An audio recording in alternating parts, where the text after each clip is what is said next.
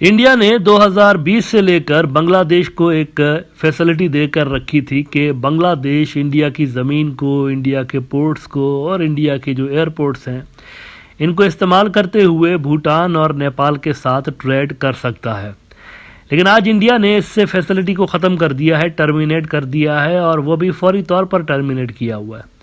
इसमें बहुत सारे माहिरीन हैरान हैं, क्योंकि आज से कुछ दिन पहले तक भी इस तरह की कोई बात सामने नज़र नहीं आ रही थी और इस तरह की कोई डिस्कशंस नहीं हो रही थी। ये अचानक से किया गया फैसला है। लेकिन इंडियन मीडिया के अंदर इस फैसले के जो वजूहात बताए जा रहे हैं, जो रीज़न्स बताए जा रहे हैं, वो काफ़ी इंटरेस्टिंग है। इंडियन मीडिया, तकरीबन सारे न्यूज़ आउटलेट्स ने ये रिपोर्ट लगाई हुई है कि इंडिया ने असल में ये फैसिलिटी इसलिए बंद की है क्योंकि पिछले दिनों मोहम्मद यूनिस साहब ने एक बयान दिया इंडिया के नॉर्थ ईस्ट के हवाले से और उनको लैंड लॉक्ड करार दिया। तो उन्होंने कहा कि इसकी रिटालिएशन में हमने ये बांग्लादेश की फैसिलिटी बंद की हुई है। फर्स्ट पोस्ट ने रिपोर्ट किया है कि Yunus told China north east is landlocked, now India ends trans-shipment facility for Bangladesh.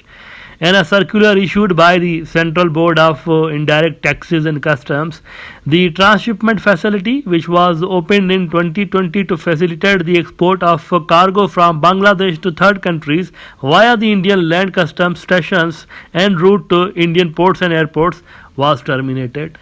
यानी मोहम्मद यूनिस ने जो एक बात की उसकी रिटालिएशन में हमने ये हरकत कर दी है, हमने ये काम कर दिया है कि उनकी ये फैसिलिटी बंद कर दी है ना। ये बड़ी अजीब बात है कि मसला इनका था अगर बांग्लादेश के साथ, तो सज़ा ये दे रहे हैं नेपाल और भूटान को। असल में ये जो इन्होंने हरकत की है इसका नुकसान नेपाल और भूटान को ज़्यादा है, बांग्लादेश को उतना नहीं है, नेपाल और भूटान को ज़्यादा है।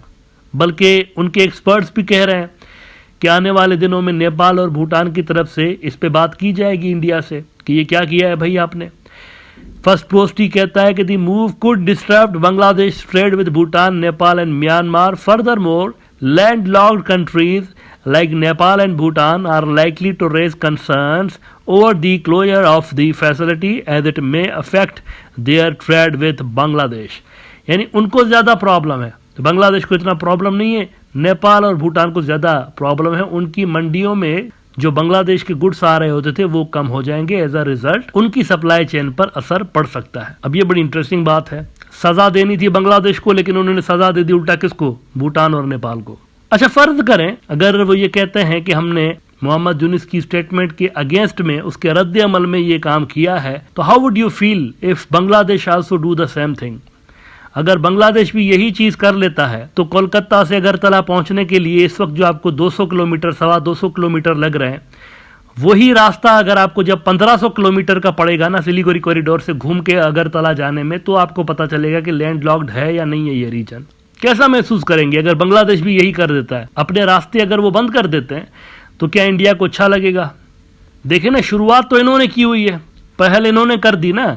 अब अगर रिटालिएशन में उन्होंने, चलें और कुछ नहीं तो एक आध पोर्ट ही उन्होंने ले लिया वापस इंडिया से, मोंगला पोर्ट ही अगर फॉर एग्जांपल वापस ले लिया, तो कहाँ पर पहुंचेगा इंडिया का नॉर्थ ईस्ट का रीजन। उनकी सप्लाई चेन सारी की सारी डिस्टर्ब हो जाएगी जो कि बांग्लादेश के रास्ते से जा रही होती है। या फिर शायद इंडिया के अंदर ये असेसमेंट है कि अगर हम ये हरकत कर भी दें तो बांग्लादेश से कोई रिटालिएशन नहीं आएगी, बांग्लादेश रिटालिएशन में आकर इंडिया के रास्ते बंद नहीं करेगा नॉर्थ ईस्ट की। शायद यहाँ पर ये असेसमेंट है न्यू दिल्ली के अंदर कि हम करेंगे कोई रिएक्शन नहीं होगा, और अगर वो करेंगे तो फिर हम रिएक्शन दिखाएंगे। हो सकता है कि इस तरह की असेसमेंट उनकी हो। मीनवाइल ये सब कुछ करने के बाद इंडिया का जो एक्सटर्नल अफेयर्स का मिनिस्टर है एस जयशंकर, उसने एक बड़ी अजीब बात की है। वो कहता है बांग्लादेश को ये समझना पड़ेगा कि उसके लिए हमसे ज़्यादा सिंसियर और हमसे बेहतर दोस्त कोई नहीं है, उनको ये समझना पड़ेगा। हम इंडियंस के डीएनए में है कि हम बांग्लादेश के साथ अच्छे ताल्लुकात रखें, हमारे डीएनए में है। फर्स्ट पोस्ट कहता है no country wishes Bangladesh well more than India, we hope it goes the right way, does the right thing, Jaishankar. At news 18 flagship Rising Bharat Summit, External Affairs Minister Dr. S. Jaishankar gave his take on the India-Bangladesh ties and emphasized that no other country in the world wishes well for Bangladesh more than India. अब इसमें वो जयशंकर को coat करते हुए कहते हैं कि secondly, we have concerns about the rhetoric which is coming out of people in Bangladesh. वहाँ पर बांग्लादेश में जो एक एंटी इंडिया एटमॉस्फेयर चल पड़ी है, इसके लिए वो कहता है कि इससे हमें बड़ा कंसर्न है। We have concerns about the radicalizing tendencies we see. We have concerns about the attacks on minorities and I think we were very open about sharing those concerns. इनका मसला पता है क्या है? ये जो भी जाहिलों का टोला इंडिया के ऊपर 2014 से मुसल्लत किया गया है, इनका मसला पता है क्या है? इनका मसला यह है, इनको अपनी खामियां नजर नहीं आती। इनके अपने अंदर जो गंद किचरा होता है ना, इनको वो नजर नहीं आता, दूसरे का जल्दी नजर आ जाता है। ये जो सो कॉल्ड रेडिकलाइजेशन की टेंडेंसीज इनको नजर आ रही है, क्या इसको अपने मुल्क के अंदर ये चीज नजर नहीं आ रही? आरएसएस का बंदा, आरएसएस जिसका टेरिटोरियल क्लेम है पूरे के पूरे साउथ एशिया के ऊपर, उस आरएसएस का बंदा इनका प्रधानमंत्री बना हुआ है, उसी आरएसएस का बंदा इनका डिफेंस मंत्री बना हुआ है, उसी आरएसएस का बंदा इनका होम मिनिस्टर बना हुआ है, उसी आरएसएस के बंदे इनके चीफ मिनिस्टर्स लगे हुए हैं। तो वो रेडिकलाइजेशन वाली इनको नजर नहीं आ रही टेंडेंसीज। हर हिंदू फेस्टिवल के ऊपर मस्जिदों में जाकर भगवा के झंडे गाड़ देते हैं, तो इनको वो नजर नहीं आती रेडिकल टेंडेंसीज। उनके तरह गाने तो सुनिए जो मस्जिदों के बाहर ये बजा रहे होते हैं, मतलब यहाँ पर कहा भी नहीं जा सकता उनको। गालियों वाले लिटरली गालियों वाले जो गाने हैं वो बजा रहे होते हैं मस्जिदों के बाहर और मुस्लिम आबादियों के अंदर जाकर।